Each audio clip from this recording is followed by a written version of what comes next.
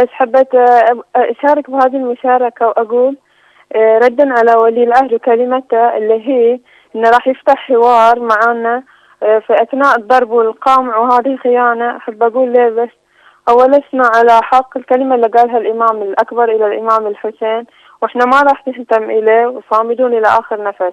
مثل ما استخدم ويانا لغة الدم ولغة العنف، إحنا ما نتحاول يا سفكة الدماء، وراح نقتصهم منهم وناخذ الحق منهم. فشكرا. ألو، السلام عليكم. احنا رايدين نوصل صوتنا إلى جميع العالم عشان يسمعونا.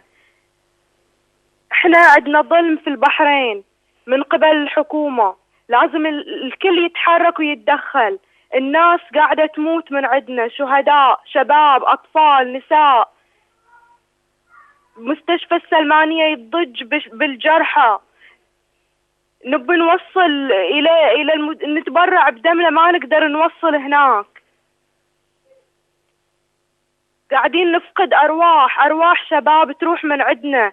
كل هذا اللي يصير حرام، لازم الكل يتدخل من العالم. احنا نريد من نحن نريد من عائلة الحاكمة الانسحاب من البحرين. السيارات الإسعاف ما تقدر توصل إلى مكان الإصابات. وين حقوق الإنسان؟ وين العالم عنهم؟ لازم أحد يسوي حل إلى هالمشاكل اللي صايرة. إن شاء الله يكون وصل صوتنا إلى العالم، وإن شاء الله نحصل مساعدات في أقرب فرصة. سارة من البحرين. السلام عليكم.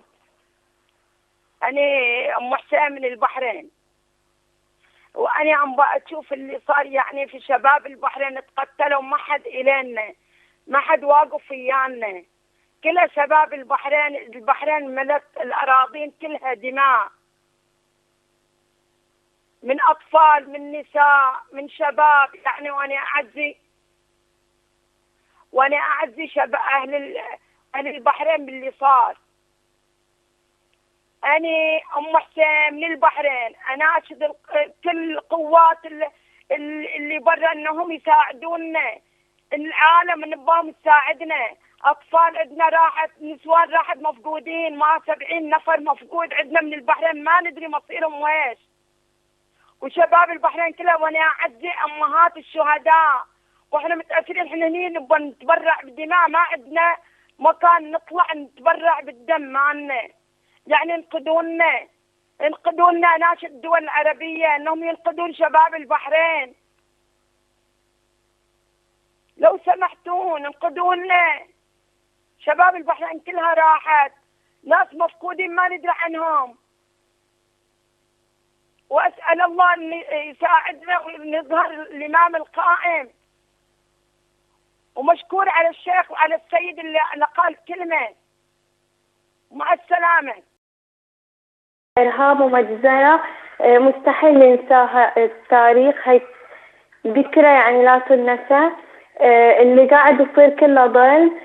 شهداء واجد راحت من عندنا. كانت مظاهرة سلمية. الإعلام البحريني كله كذب في كذب. اللي وضعوه في قناة البحرين كله أشياء كذب. مسرحية سخيفة جدا جدا. السيوف اللي وضعوها، شلون يقولون إنه ضرب أحد مصاب من القوات المرتزقة بسيوف قطعت أصابعه الأربع، وكيف السيف لا يوجد به أي دماء، وكيف بنساء وأطفال تكون هناك وهم محملين بالسيوف. من متى ومسدس محمول رصاصة أكبر من المسدس. شلون يعني هالتفكير؟ ما سووا مسرحية عدلة، يعني مسرحية سخيفة جدا جدا. طاهرة من الحج. والله احنا رايحين نتصل إليكم عشان نوصل صوتنا إلى جميع العالم عشان يسمعون معاناة أهل البحرين، ونطلب من جميع العالم مساعدتنا. يعني حالة مأساوية عندنا في البحرين. يعني اللي صار في الدوار يوم الخميس واللي صار اليوم بعد انتهاء الفاتحة، يعني تدمع له العيون وتقطع له القلوب. يعني شباب تتساقط في الشهداء، يعني ما يحدث حرام. نحن لا نطلب أي شيء، نحن نطلب حريتنا فقط، ونقول لآل خليفة ارحلوا ارحلوا. زينب من البحرين. بسم الله الرحمن الرحيم، صلى على محمد وآل محمد.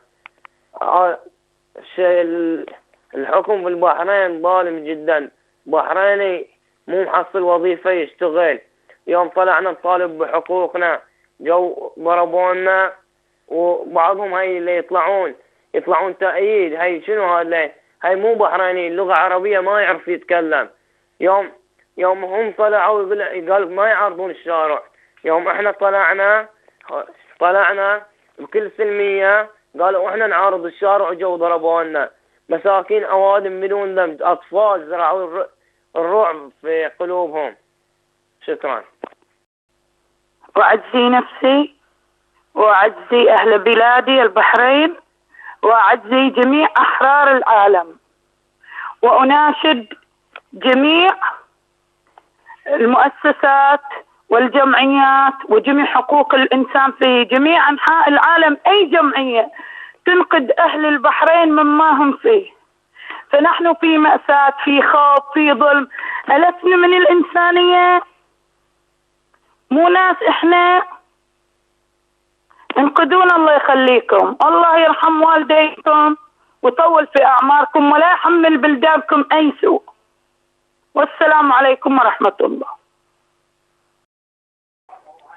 بسم الله الرحمن الرحيم. أنا من البحرين، تحدث عن الشعب كله.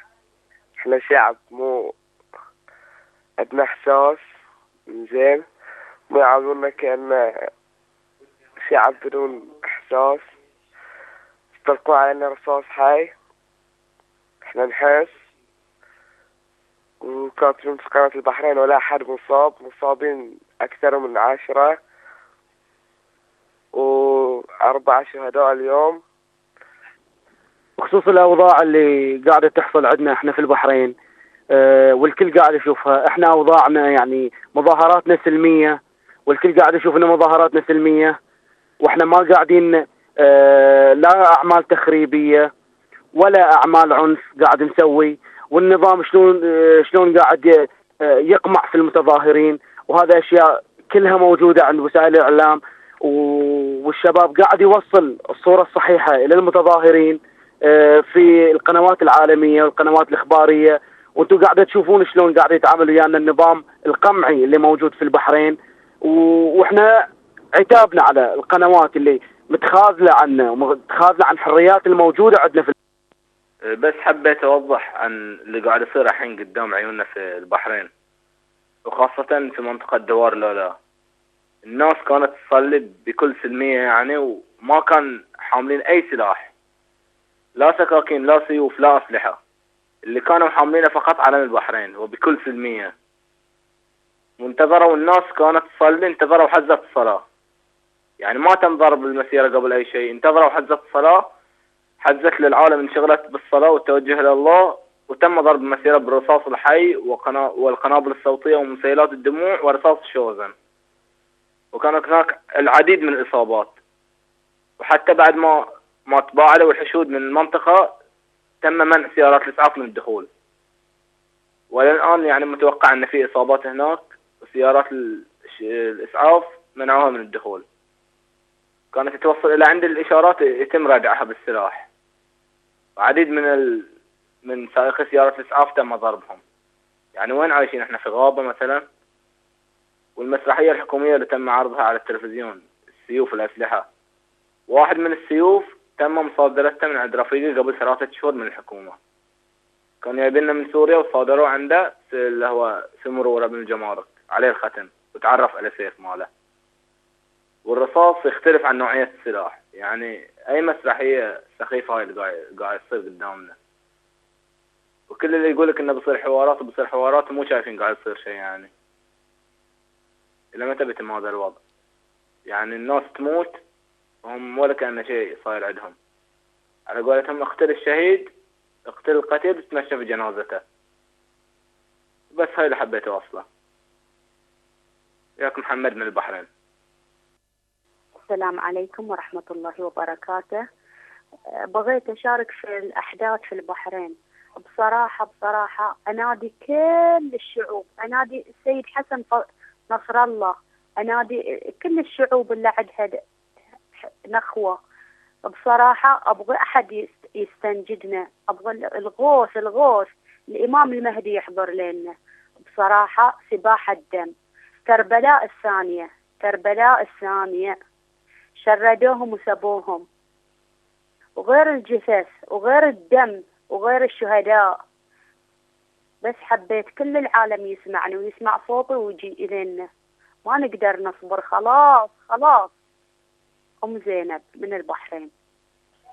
أتكلم من هذه القناة موجهة صوتي للعالم كله، لندى الشعب البحريني المظلوم المناضل. لقد واجهتنا أيام عصيبة تفجع القلوب، العديد من الشهداء تساقطوا أمام أعيننا، والجرحى نزفوا والأطفال دعروا. فهذه مجزرة أصابت الشعب البحريني الأعزل، إنها إبادة للإنسانية. كل ما جرى لا يترجم إلا بالقتل العمد للمواطنين من قبل مرتزقة مجنسين ليس لديهم أي غيرة ولا رحمة. وآخر كلامي أقول: ارحلوا يا آل خليفة، ارحلوا ودعونا نعيش بحرية وسلام. أم سارة من البحرين.